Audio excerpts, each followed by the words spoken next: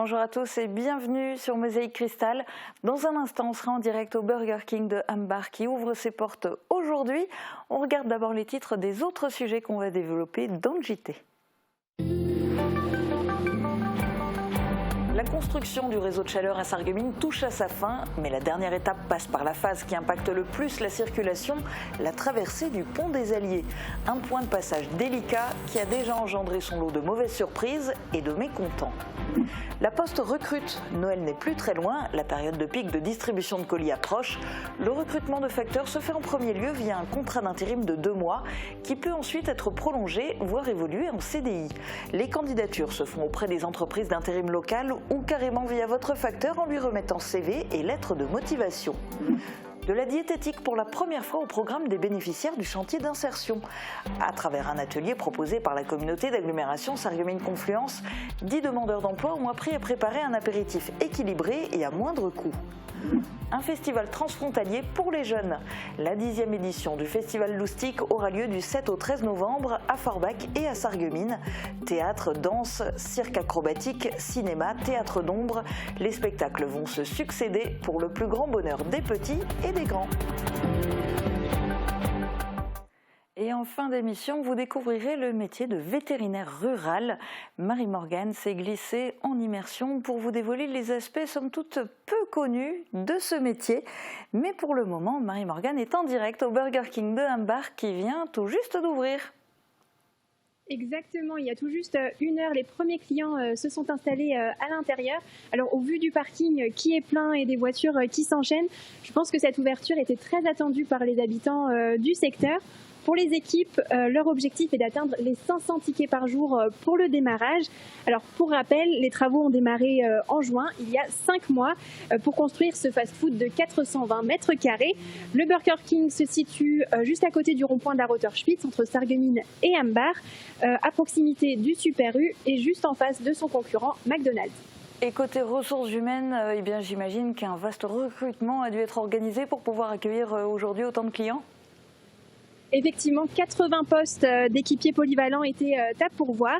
Alors pour en savoir plus, je me suis entretenue tout à l'heure avec le directeur d'établissement, Antoine Schidler. Alors Antoine Schidler, première question, comment s'est déroulée la campagne de recrutement pour l'ouverture aujourd'hui et est-ce que tous les postes sont pourvus ? Alors la campagne de recrutement s'est déroulée avec principalement le Pôle emploi de Sarreguemines qui nous a permis de recruter actuellement 53 personnes. Voilà, et avec d'autres partenaires différents et directement sur le site de burgerking.fr où toute personne peut encore postuler. Il reste des postes à pourvoir, donc des postes d'équipiers, encore une vingtaine de postes. Mais sachant qu'en restauration rapide, on recrute toute l'année, en fait, avec les périodes de vacances, les périodes de grandes vacances pour le coup.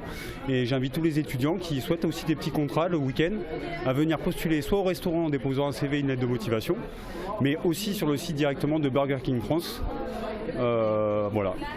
Et ensuite, il y a une période de formation pour eux Alors voilà, oui, moi je m'engage à faire une période de formation. Pour la session qui a été recrutée, on a pu les former sur un autre restaurant à Saverne. Voilà, on a affrété des bus, toute une logistique a été mise en place pour qu'ils soient opérationnels pour l'ouverture.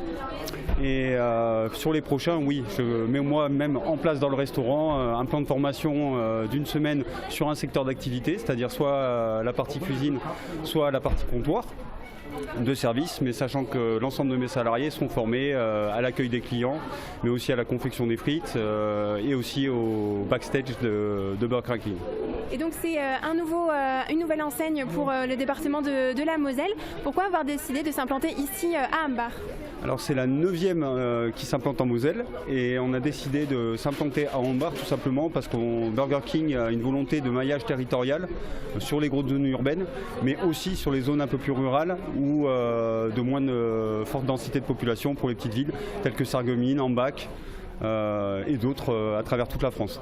Et justement, est-ce qu'il y a d'autres projets de création d'enseignes ? Alors là, je ne suis pas au poste pour vous y répondre. Moi, je ne gère juste que ce restaurant-là. Et c'est déjà un gros travail pour moi, pour que mes équipes se sentent bien sous l'enseigne. C'est tous des grands talents. Et le but, c'est les fédérer autour de notre enseigne Burger King, afin qu'on pérennise cette marque à travers la France entière. Et avis aux clients, si vous optez pour une commande à emporter, évitez de traverser le centre-ville de Sarreguemines si vous voulez manger chaud. Il est particulièrement difficile de traverser le pont des Alliés et c'est presque un euphémisme tant il faut s'armer de patience pour que tous les automobilistes passent dans une seule voie en respectant les priorités à droite comme il se doit. Mais le chantier de construction du réseau de chaleur est sur le point de se terminer, comme le rapporte Guillaume Dumonteil dans ce reportage. On est très embêtés pour les Sarregueminois. Malheureusement, on n'a pas le choix. C'est vraiment la jonction entre la rive droite et la rive gauche. Satané pont des Alliés. Dès le début du chantier de construction du réseau de chaleur au mois de septembre 2020, Dalca et la municipalité savaient que la traversée de la Sarre poserait des difficultés et cela n'a pas raté. Honnêtement, c'est très très compliqué parce que de chaque côté du pont, c'est des nœuds de réseau. Et en plus, dans cette zone-là, il y a des vieux réseaux qui ne sont plus sur les cartes. Et donc, quand on les découvre, on ne sait absolument pas s'ils sont encore alimentés ou pas. Donc, c'est valable pour le gaz, c'est valable pour l'eau, c'est valable pour l'électricité. Dernier épisode en date, l'effondrement d'une partie de la chaussée vendredi soir au carrefour entre la rue Pasteur et la chaussée de Louvain. Tout est parti d'une suspicion de fuite de gaz, mais finalement, c'était de l'eau qui s'échappait. Qui a raviné sous la chaussée, et donc la chaussée s'est effondrée derrière la tranchée. Résultat, des images impressionnantes compte tenu de l'effondrement d'un bout de chaussée de 10 à 15 mètres carrés et des habitants de la rue Pasteur privés d'eau pendant plusieurs heures. Tout était de nouveau rentré dans l'ordre le samedi matin. Qu'on se rassure, la quasi-totalité du réseau de chaleur a été posée, la fin des travaux est proche, on devrait prochainement pouvoir de nouveau circuler sur le pont des Alliés normalement sur deux voies, comme par le passé. J'espère que pour le 15 décembre, on y sera. Patience donc, on n'a jamais été aussi près de la fin.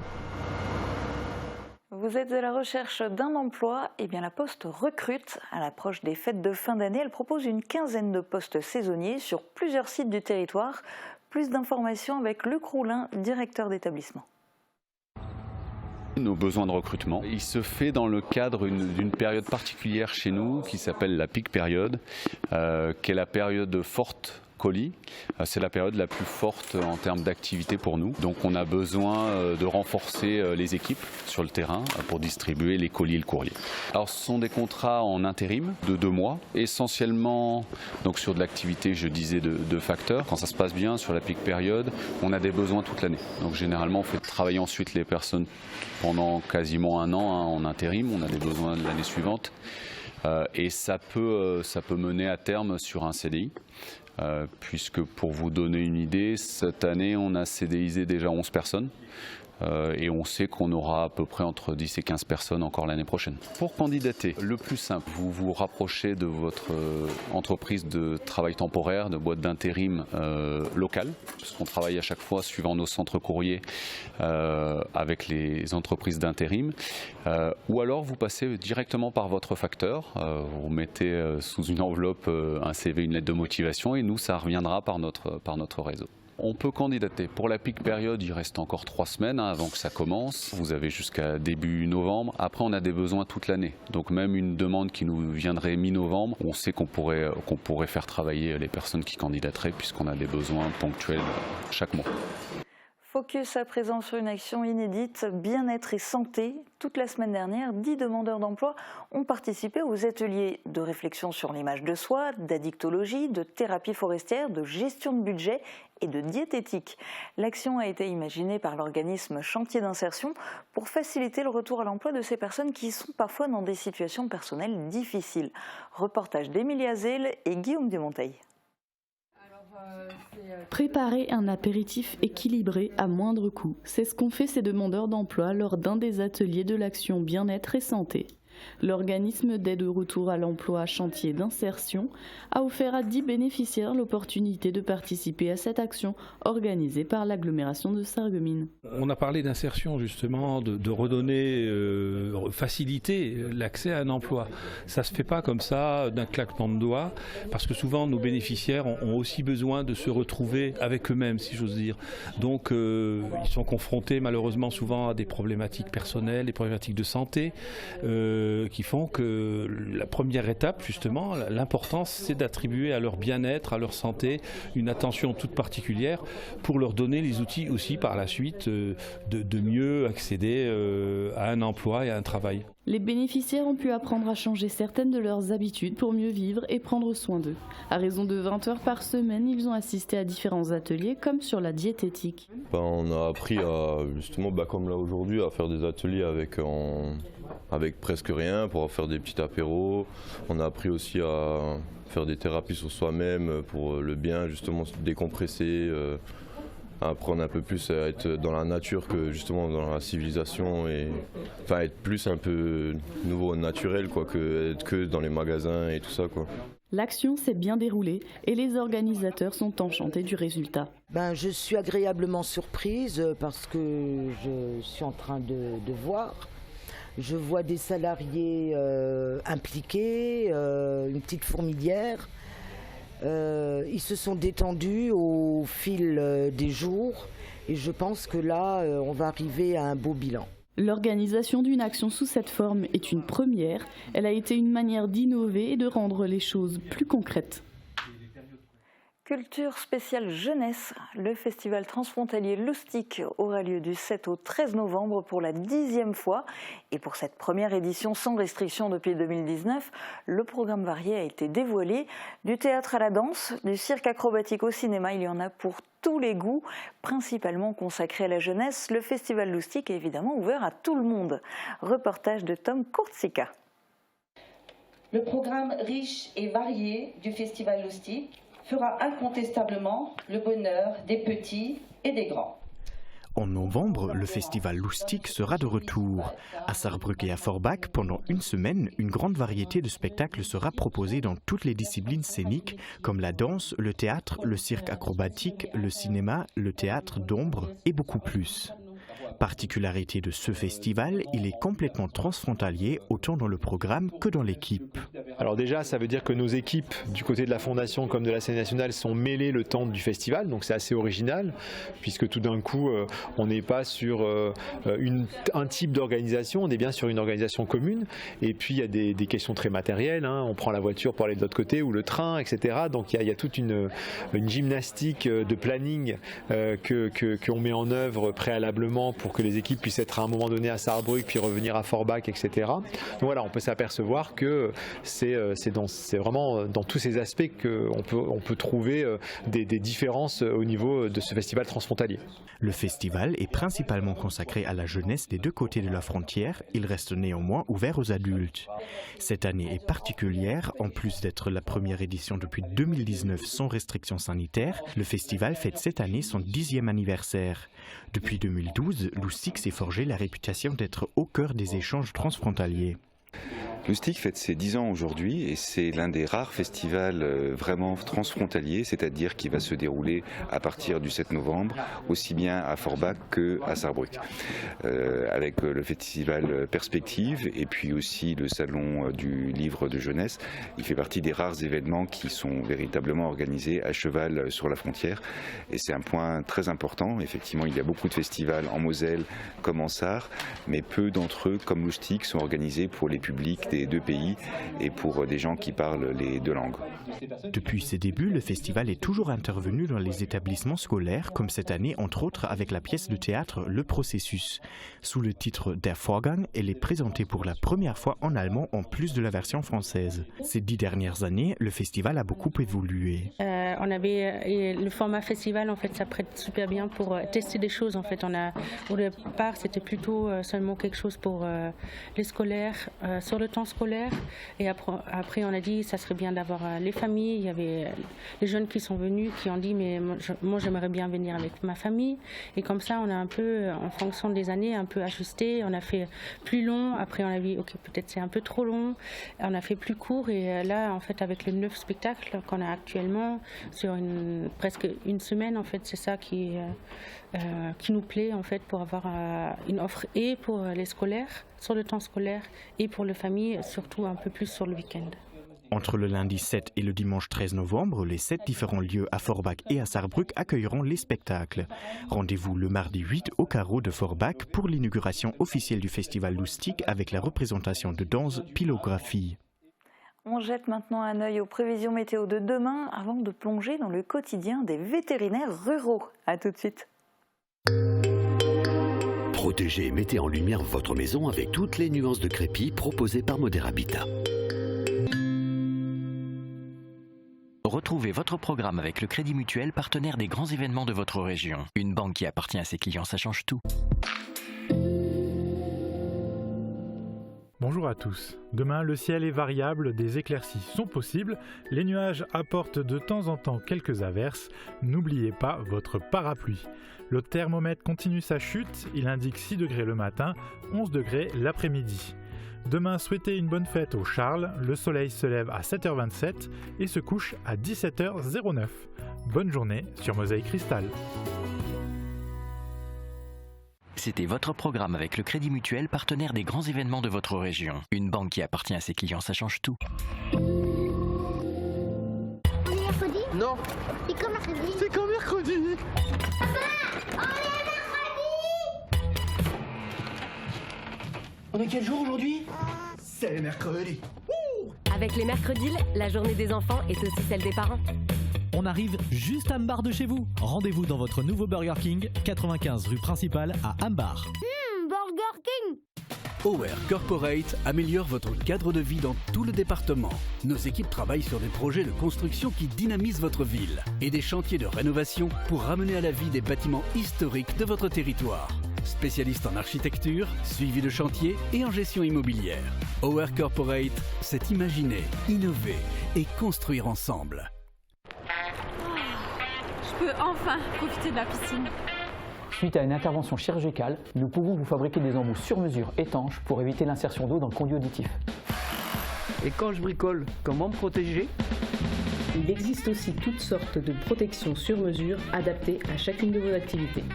Nous choisissons ensemble le filtre atténuateur qui vous convient. Et pour la moto ? Et la musique alors ? Quelle que soit votre activité, il est important de protéger son audition.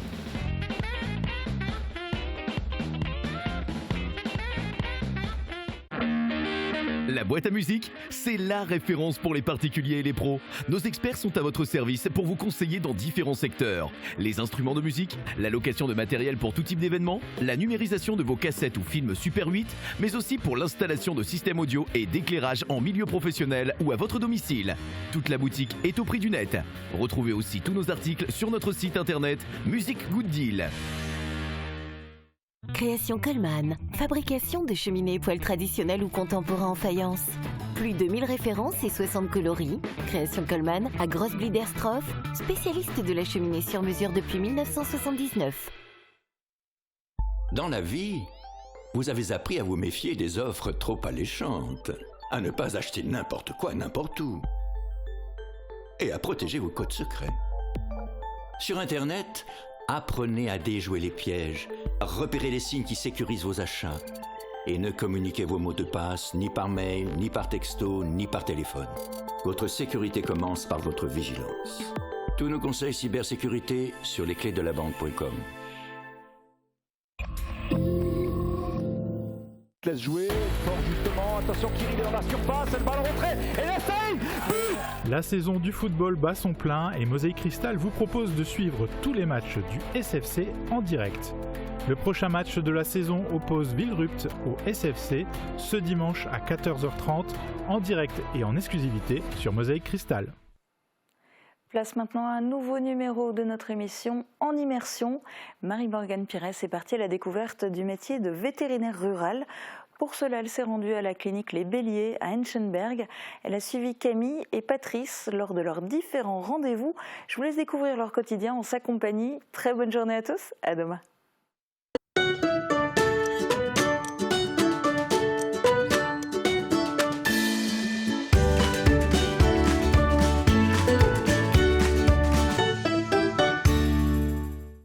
Bonjour à tous, je suis ravie de vous retrouver pour un nouveau numéro en immersion. Alors aujourd'hui, on est à Enchenberg devant le cabinet vétérinaire Les Béliers. Alors ce sont des vétérinaires qu'on dit ruraux. Alors en quoi consiste leur travail? Eh bien on va découvrir tout ça en rejoignant Camille puis Patrice. Venez avec moi.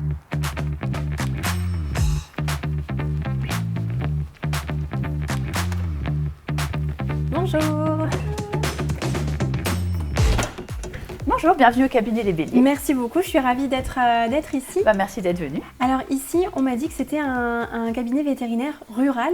Oui. Donc est-ce que vous pouvez m'expliquer un petit peu ce que c'est la différence avec un cabinet vétérinaire classique? Alors, le cabinet vétérinaire rural à dominante rurale va faire plutôt des animaux de rente, donc des gros animaux, des bovins, mais aussi des moutons, des chèvres, des poules, des chevaux et aussi un petit peu de chiens et chats. Mais contrairement au cabinet classique, c'est pas l'activité principale. Ok. Et du coup, comment sont composées un petit peu vos journées? Alors, nos journées, déjà, on est deux à travailler, donc Patrice, mon collègue, et moi-même. La journée est faite qu'il y a toujours une personne disponible pour les urgences, que ce soit une urgence pour un gros animal ou pour un chien ou pour un chat. Et l'autre est en rendez-vous, donc ça peut être des vaccinations, des séquences de prise de sang sur des animaux. Voilà. Donc il y a une personne qui ne sera pas dérangée, qui peut faire son travail sans être perturbée, et l'autre qui des fois n'a pas de travail parce qu'elle attend les coups de téléphone et qui des fois, la plupart du temps quand même, va faire les visites au fur et à mesure que les éleveurs appellent ou qu'il y ait des soucis qui se passent. Alors aujourd'hui, je sais qu'il y a beaucoup de rendez-vous et notamment dans des fermes du secteur. Donc on va vous suivre un petit peu pour découvrir tout ça avec vous et les coulisses de votre métier. Avec plaisir. C'est parti.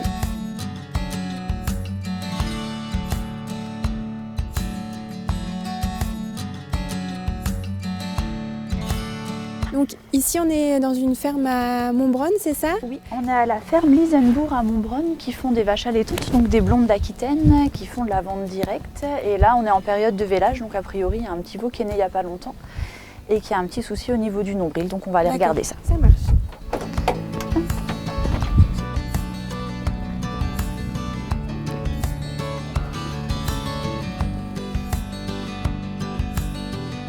Les vaches, quand elles viennent de véler, elles ne sont pas toujours très faciles, elles protègent le veau, donc voilà, il faut faire attention, il faut prendre des précautions. Donc c'est pour ça que là, vaut mieux là, on va sortir le veau pour pas s'en occuper avec la vache. Il est né quand? Cette nuit.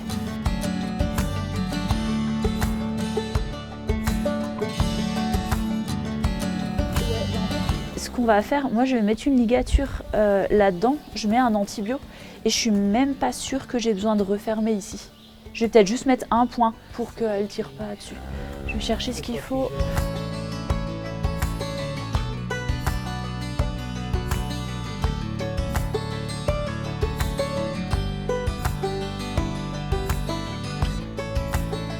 Et du coup, je lui fais juste une injection d'antibio dans le cordon. Et après, normalement, ça va aller. Il faudra juste surveiller que ça ne devienne pas trop gros. Tu vois, tu les ressors pas, si? Non, il va Donc là, je fais l'ordonnance. Ok. Pour chaque traitement fait sur un animal, il faut marquer le nom de l'animal, le délai d'attente pour la traçabilité de la viande après. D'accord. Vous venez de soigner un petit veau. C'est ça. Ça vous arrive régulièrement justement d'aller voir des nouveau-nés comme ça? Oui, généralement on intervient sur les veaux, c'est essentiellement des nouveau-nés parce que c'est eux les plus fragiles, c'est au moment du vélage où il y a le plus gros stress, où il peut y avoir des soucis, jusque dans les 15 premiers jours. Quand les 15 premiers jours sont passés, généralement on n'a plus trop besoin de nous, mais voilà, dans les 15 premiers jours en néonatalité, il y a pas mal de choses à faire. Donc, oui. Et donc là, c'était une urgence, j'imagine qu'il vous a appelé. C'était relativement urgent, pas à la minute. Il m'a appelé ce matin, il devait être 8h15. Ça reste urgent parce que le cordon est complètement sorti et que si la vache continue à lécher, après, si les intestins sortent, là, ça peut être vraiment plus ennuyeux. Donc c'est une urgence dans l'heure ou dans les 2 heures. D'accord. Voilà, max dans la demi-journée. Ça marche. Donc là, c'est parti pour le prochain rendez-vous, c'est ça? Là, c'est parti pour le prochain rendez-vous. On va aller faire des échographies. On se rejoint là, sur place.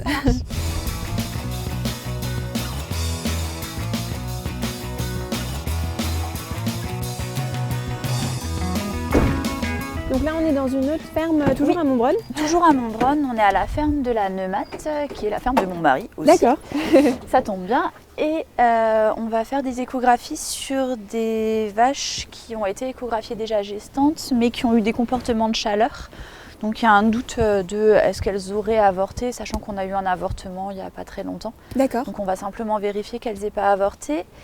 Et on va aussi faire des injections de vitamines à des vaches qui vont être taries, donc qui vont véler d'ici 2 mois, pour que le veau soit bien dynamique à la naissance. D'accord.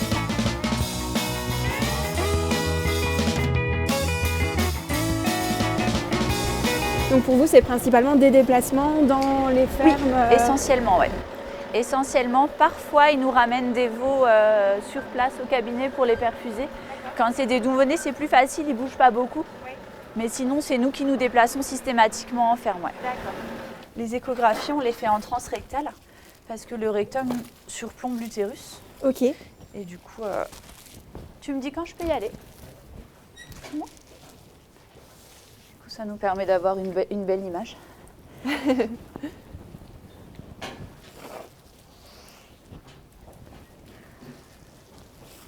Elle est toujours pleine. Là, on voit les cotylédons sur l'écho. Attends, je te dis si... Donc là, le veau est trop gros pour qu'on voit le veau lui-même. On voit le placenta et le liquide. D'accord. Là, j'ai un petit morceau de veau. Là, ouais, il est vivant, il gigote. Et effectivement, on est à 4-5 mois, ouais.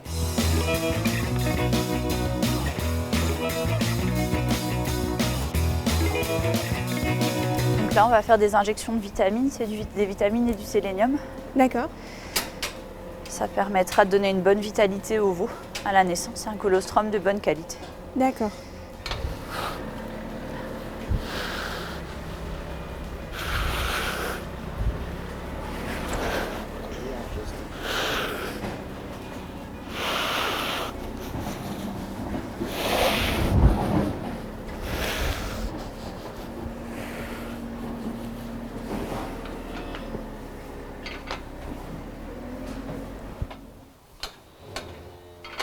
Donc ça reste des grosses bêtes et ça reste quand même relativement dangereux.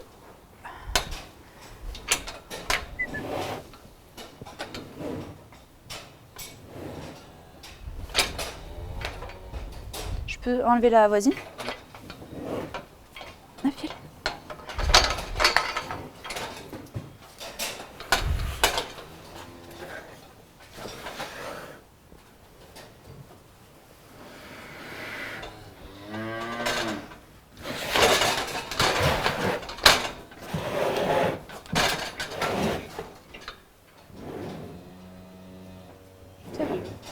Camille, on le voit, vous allez vraiment à la rencontre surtout des agriculteurs, etc., moins en cabinet. Essentiellement, oui. Et pourquoi vous avez voulu faire justement ce choix en tant que vétérinaire Alors moi, je ne suis pas du tout issue du milieu agricole et ça a été une révélation. J'ai fait des stages de 3e comme tous les collégiens.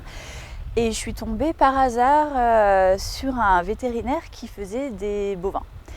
Et j'ai trouvé ça absolument formidable. J'ai trouvé que c'était une forme de liberté et un contact avec les éleveurs qu'on n'a pas autant en cabinet quand les gens viennent chez nous. Là, on va chez les gens, on va dans leur quotidien. Et du coup, on se retrouve vraiment en immersion dans leur vie, dans leur cheptel. Et il y a une relation de confiance qui se crée énormément. Et du coup, moi, c'est vraiment ce côté-là que j'aime beaucoup.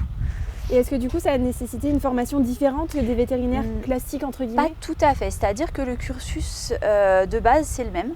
Dans les études jusqu'à la 4e année c'est la même chose. Et sur la 5e année on se spécialise entre guillemets, c'est-à-dire qu'en fait c'est une année qui est essentiellement composée de stages. Donc en fait on choisit des stages à dominante plutôt rurale. Donc j'ai fait des stages dans le berceau charolais où on a fait énormément de césariennes. Enfin voilà, on choisit un petit peu. Je suis très intéressée par les chèvres aussi, donc je suis allée à Mel pour... c'est vraiment une clientèle dans l'ouest où ils font énormément de chèvres. Donc voilà, pour apprendre vraiment sur le terrain.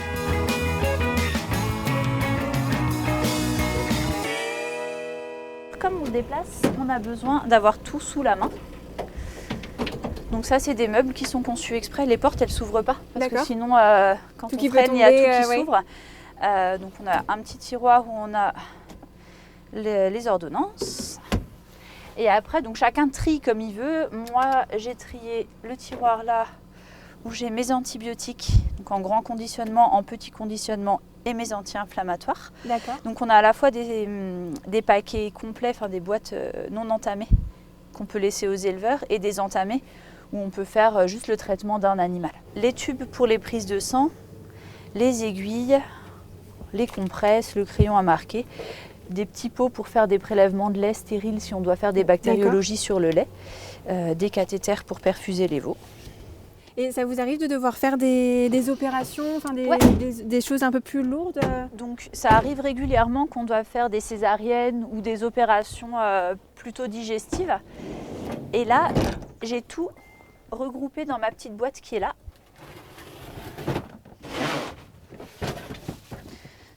Donc là, elle a un peu servi ce matin, donc elle n'est pas rangée et pas propre. Mais du coup, dans la boîte qui est là, j'ai à la fois le fil, les anesthésiques, les antibiotiques et tout ce qu'il faut comme matériel pour opérer. D'accord. Donc ça, vous là, faites aussi directement sur place? Directement sur ferme et après, on renettoie le matériel. Là, en rentrant tout à l'heure, je nettoierai la boîte complètement.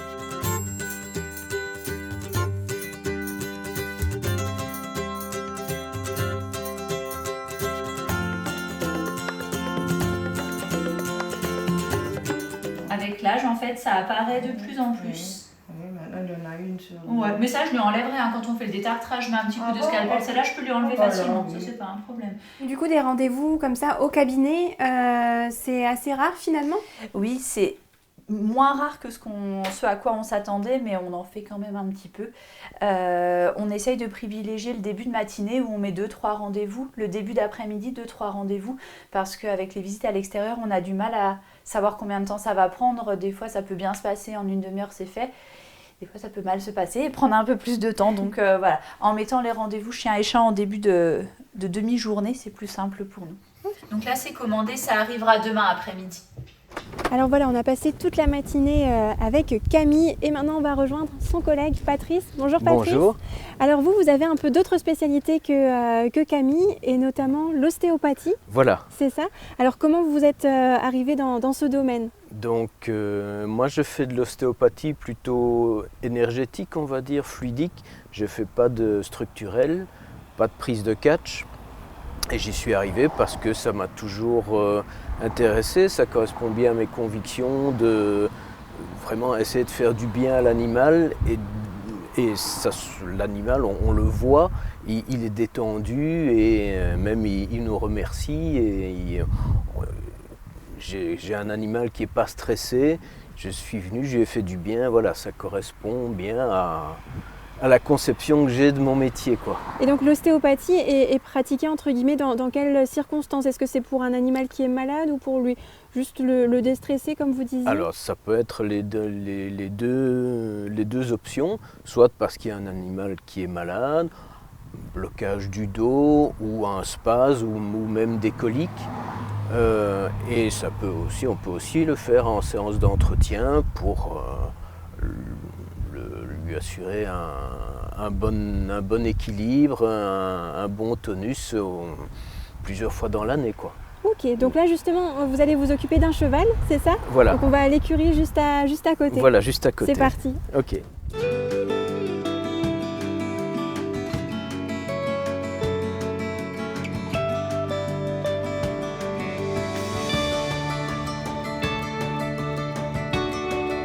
Donc là je vais commencer le soin. Donc ce sont une série de vibrations de la peau. On imprime une série de vibrations de la peau sur des points précis. En principe, une fois que l'animal a compris que ce qui se passe, il apprécie, il se détend et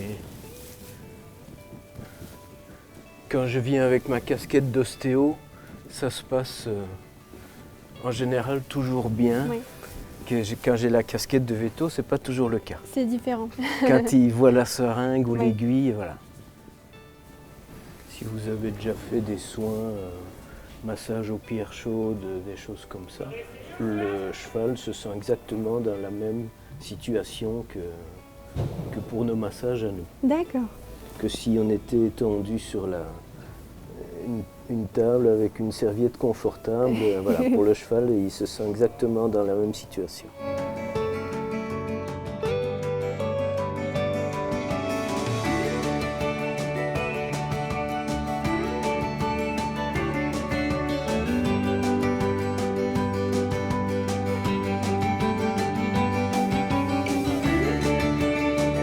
Donc la séance d'ostéopathie Donc voilà, terminée. la séance est terminée. Là, on va aller dans une autre écurie pour vacciner un cheval, faire un rappel de vaccin. Donc là, je vais, comme on a dit tout à l'heure, je vais changer de casquette et donc on se retrouve là-bas. Ok, pour votre casquette de vétérinaire cette fois. Voilà. Ok, ben on y va.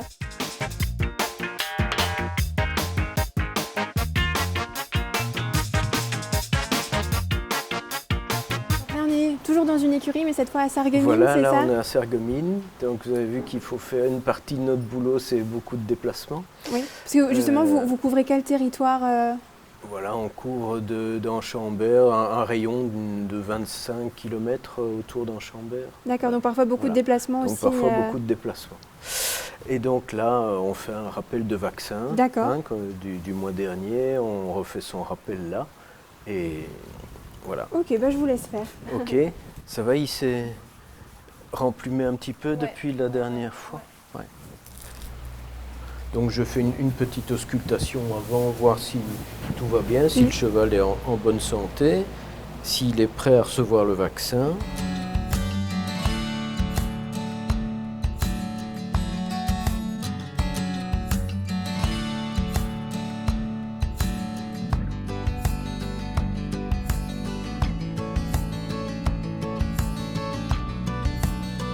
En tout cas, je vous remercie, vous et Camille, de nous avoir accueillis toute cette journée. C'était vraiment très enrichissant de voir tout l'étendue de votre travail finalement, d'avoir pu vous suivre tout au long de la journée. Donc un grand merci à vous de nous avoir accueillis et nous avoir fait découvrir l'envers de votre métier. Ok. Et voilà, cette nouvelle journée en immersion se termine ici. J'espère que comme moi, vous avez apprécié passer cette journée avec Camille et Patrice pour découvrir leur métier de vétérinaires ruraux. On a pu voir plein de choses aujourd'hui, c'était très enrichissant. Et quant à moi, je vous dis à très bientôt pour un nouveau numéro d'En Immersion.